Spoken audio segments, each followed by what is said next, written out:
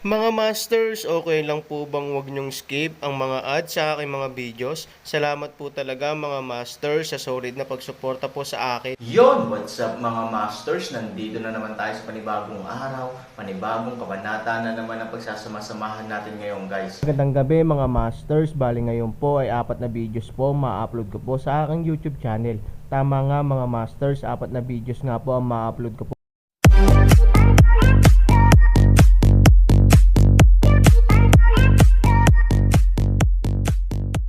Bali mga masters, kung bago ka pa lang po sa aking YouTube channel, please click the subscribe button, lalong-lalo na po yung notification bell guys, para maging connected pa rin tayo sa isa't isa at maging updated kayo sa mga susunod ko pang video. Bali mga masters, bago natin umpisahan ng kwento ay mag-shoutout po muna tayo para sa mga solid nating tagapakinig. Shoutout kay Natsu Place at shoutout kay User WC9. Yun na nga mga masters, no? Bali hindi na ito patagalin. In 3, 2, 1, let's go!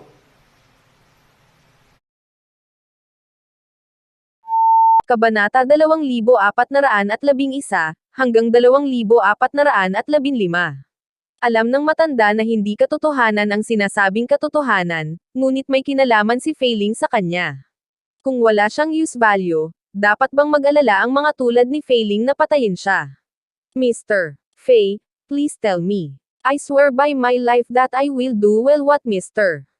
Fei told me. Sabi ng matanda, bagamat matanda ka na, napakatalino pa rin ng utak mo, na nagpapasaya sa akin. Tumawa si Fei Ling anak para mang-asar ng paraan. Mr. Fei, hinding-hindi kita pababayaan. Sabi ng matanda, ang iyong young master ay napupuot sa han 3,000, hindi ba? Tanong ni Ferring, hate to the bone, kahit hayaan mo akong humanap ng paraan para patayin siya. Hindi naglakas loob na manlinlang ang matanda, matapat na sabi. Good, gusto kong patayin niya si Aaron. Kung hindi niya kaya, hayaan mo ang pamilya sa likod niya na lumapit. Sabi ni Ferring. Nagulat ang matanda. Mukhang maganda ang relasyon ng apat. Paano mapatay ni Fei Linger ang Aaron? Higit pa, kung gusto niyang pumatay ng mga tao, paano niya magagawa ito ng mag-isa sa ilalim ng pagkukunwari ng mga kamay ng iba? Bakit niya ginagawang komplikado ang bagay na ito? Bagamat siya ay may pagdududa, ang matanda ay hindi nang ahas na magtanong pa, kaya't ang tanging naisagot niya ay, Mr. Fei, mangyaring huwag kang mag-alala. Gagawin ko ang aking makakaya upang matulungan siya at hayaan siyang gamitin ng kanyang pamilya ang aking pinakamahusay. Tara, huwag mong istorbohin ang pahinga ko. Bumalik si Ferrer sa kama. Wala man lang lakas ng loob na tingnan ang matanda kaya dali-dali siyang lumabas ng kwarto. Pagkalabas ng bahay tuluyan, bamantong hininga ang matanda. Sa oras na ito, basang-basa na ang likod niya para ipakita kung gaano siya kaba ngayon. Gayunpaman, natural na kabahan kapag nakilala mo ang isang malaking tao tulad ng pagbagsak.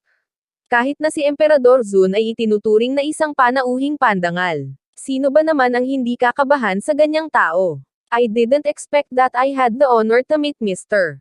Fei in my life. It's really an honor to think about it.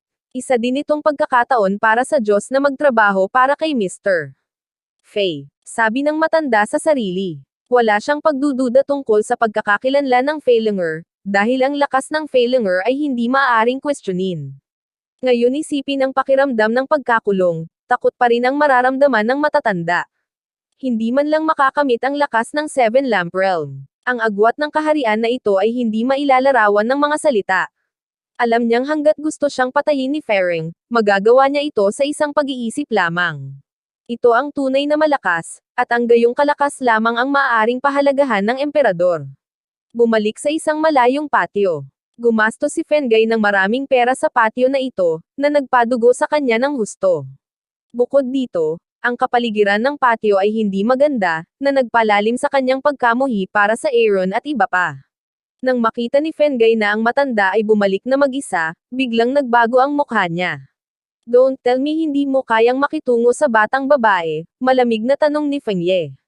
Malaki ang respeto ng matanda kay Fengay, dahil parang bundok sa kanya ang pamilya sa likod ni Fengay. Pero bago ito gabi, after I met Ferring, nagbago ang ugali ng matanda sa kanya. Bakit niya dapat pansinin si Fengay kung maaari naman siyang magtrabaho para kay Fei Ling?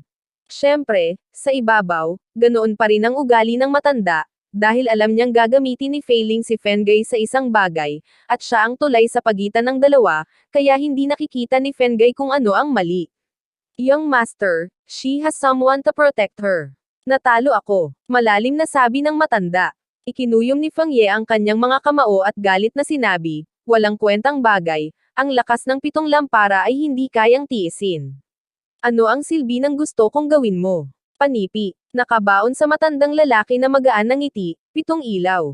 Paano kung 7 ilaw? Nakilala niya si Fei Lings, ang unang eksperto sa korte ng imperial. Sino ba namang hindi basura sa harap niya? Young master, kung gusto mo talagang ilabas ang iyong galit, natatakot ako na hayaan mo ang pamilya na lumapit.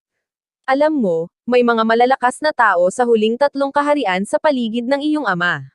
Sabi ng matanda, huminga ng malalim si Feng Ye. Ngayong nasa hustong gulang na siya, paano niya hahayaan na basta-basta na lang ang kanyang pamilya? Ngayon, ayaw niyang pinupunasan ng iba ang pang-ibaba niya.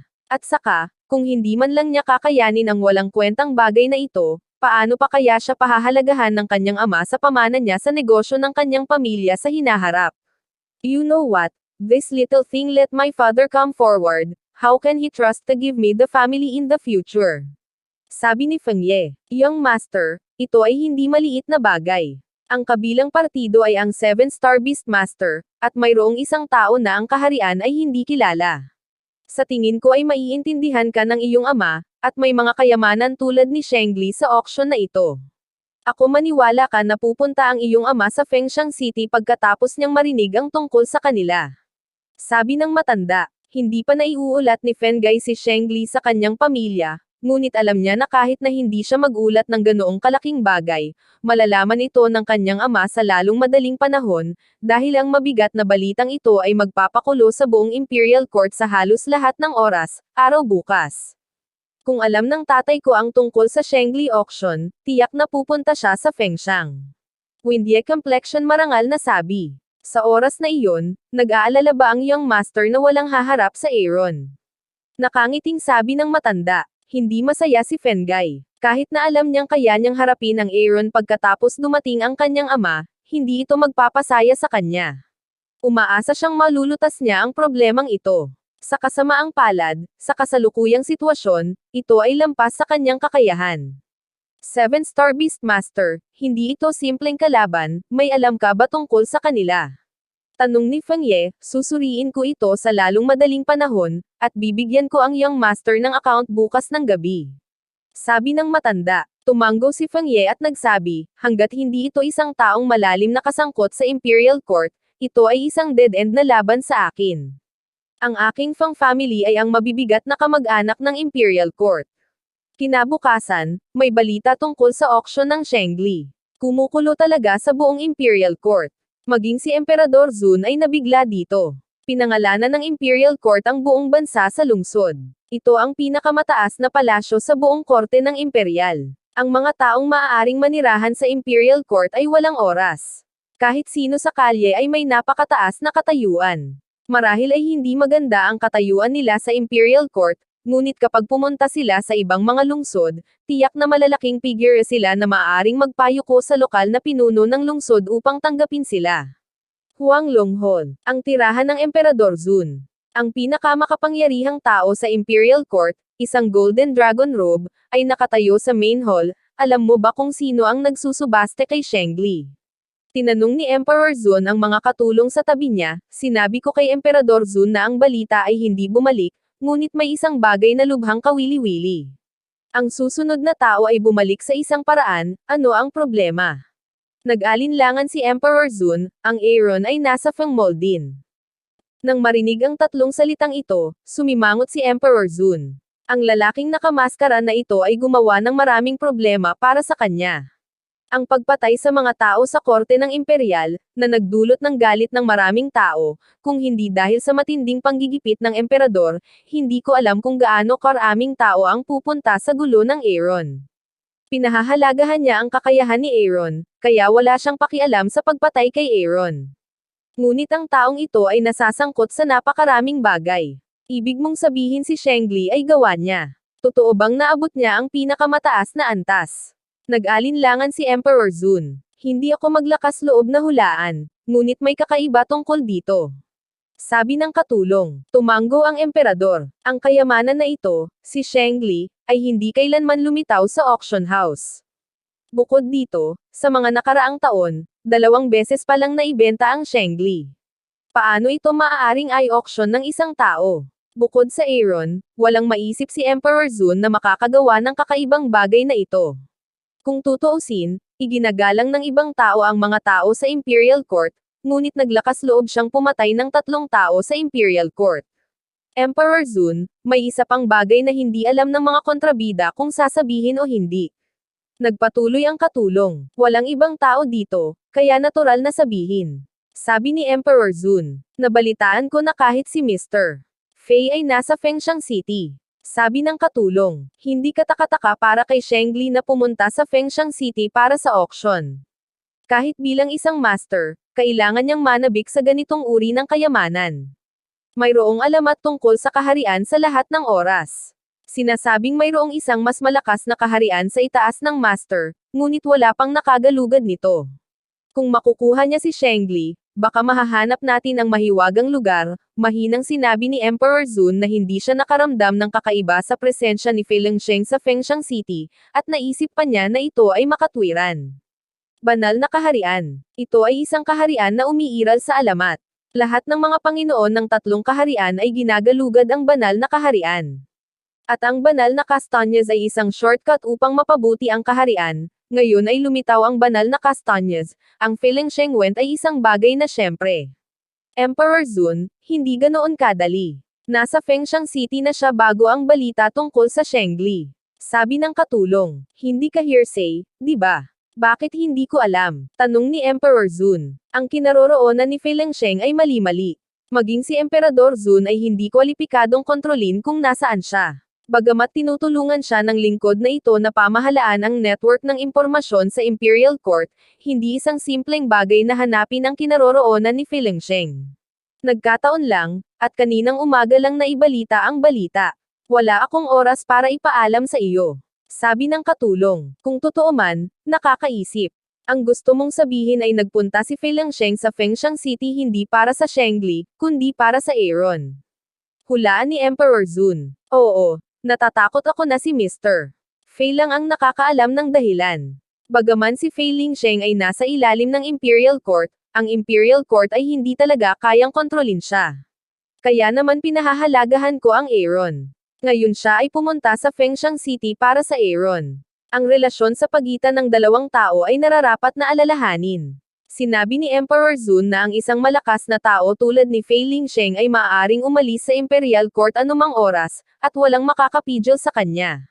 Kaya't nang lumitaw ang Aaron, ang unang naisip ni Emperor Zun ay subukan ang kanyang makakaya upang manalo sa Aaron at maglatag ng pundasyon para sa relasyon sa pagitan ng Imperial Court at Aaron. Ngunit ngayon, mas mabilis ang Fei Lingsheng, na ikinababahala ni Emperador Zun. Hindi kailangang mag-alala masyado si Emperor Zun. Napakahirap kontrolin ang ganoong kalakas na tao. Kung ano ang nagawa mo, ginawa mo na ang lahat.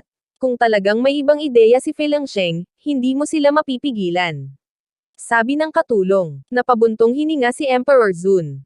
Ito ang katotohanan. It is the reality na wala siyang choice kundi tanggapin.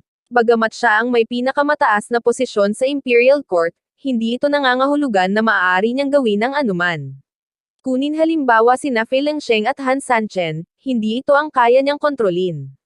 Hanggat hindi sila pumunta sa ibang bansa, kung hindi, kahit nagawin nila ang kanilang makakaya, itatago ko sila sa Imperial Court, kahit na sila ay patay na. Hindi walang dahilan na nagawa ng Imperial Court na tumayo ka ng 100 taon. Biglang naging malamig ang ekspresyon ni Emperor Zun. Nagulat ang katulong. Hindi niya akalain na sasabihin ito ng emperador. Ngunit hindi niya maisip na may lakas si Emperador Zun na iwan ang katawan ng 2 malalakas na lalaki sa matinding dibisyon. Tila kahit na siya ay isang confidant ng emperador, may ilang mga royal secrets na hindi niya alam. Bilang karagdagan sa pag-aalala ni Emperor Zun tungkol kay Shengli, ang malalaking pamilya sa buong korte ng imperial ay naglunsad din ng matinding tugon sa bagay na ito. Ang unang naisip ng malalaking pamilyang ito ay magpadala kaagad ng isang tao sa Fengshan City para maghanap ng pagkakataong makabili ng Shengli. Sa loob ng ilang panahon, mayroong hindi mabilang na mga pangkat ng kabayo na patungo sa Fengxiang City, na tiyak na gagawing ang auction ng Fengxiang City ang pinakabuhay na buhay sa kasaysayan. Ang pangunahing tauhan na naging sanhi ng bagyo ay natutulog pa rin. Hindi inaasahan ni Aaron na ang kanyang auction ng Holy Chestnut ay magdudulot ng ganoong kabanggas na epekto, na halos maapektuhan ang buong Imperial Court. Kapag hindi napigilan ni Bailing Warner na gisingin si Aaron, tulala pa rin si Aaron, bakit mo ako inaabala matulog? Nananaginip ako Aaron hindi nasisiyahan sinabi, sa panaginip siya ay nasa Hillside Villa, Han Nayan ay tumatakbo patungo sa kanya, ay handa na upang yakapin Han Nayan, Aaron ay mahayla pabalik sa realidad, na gumagawa sa kanya agad na nalulumbay. Ilang segundo lang ay nararamdaman na niya ang paghawak ni Han Nayan sa kanyang mga braso, malaking bagay. Sinabi ni Bailing Warner kay Aaron na walang magawa, bumagsak na ba ang langit? Sabi ni Aaron. Umiling si Bailing Warner, dahil hindi pa bumagsak ang langit, hindi ito malaking bagay. Huwag mo akong istorbohin. Matutulog na ako at tingnan ko kung matutuloy ko pa ang panaginip ko. Sabi ni Aaron. Sabik na sabik si Bailing Warner kaya naupo siya sa kama, hawak ang mga damit ni Aaron sa magkabilang kamay, at sinabing, alam mo bang magulo ang buong Fengxiang City? Ako lang, alam mo na kung hindi dahil sa iyo, hindi ako makapagsalita sa aking anak na si Aaron na nagsabing, dahil sa iyong auction ng Shengli, ngayon ay pinag-uusapan ng buong Fengxiang City kung sino ang nagbebenta, at ang mga bagay ay palola ng palola. Narinig ko na maraming malalaking pamilya ang pupunta sa lungsod ng Fengxiang para lumahok sa auction na ito. Kung mabubunyag ang iyong pagkakakilanlan bilang isang nagbebenta, alam mo ba kung gaano kalaki ang ay dudulot nito? Reklamo ni Bailing Warner na sensitibo ang kanyang pagkakakilanlan. Sinusundan niya ang Aaron upang itago ang sarili. Ngunit ngayon ang Aaron ay nasa tuktok ng bagyo, na walang alinlangan na magpapataas ng panganib ng pagkakalantad sa kanyang pagkakakilanlan. Yun na nga mga masters, no? Bali panibagong kabanata na naman yung natapos natin ngayong gabi. Muli, maraming salamat po talaga sa walang sawang suporta po sa aking YouTube channel na talagang inaabangan nyo po ang bawat upload ko po. Bali mga masters, magkita-kita ulit po tayo bukas ng gabi at ngayon po ay magpapaalam po muna tayo. Bali mga masters, bye-bye!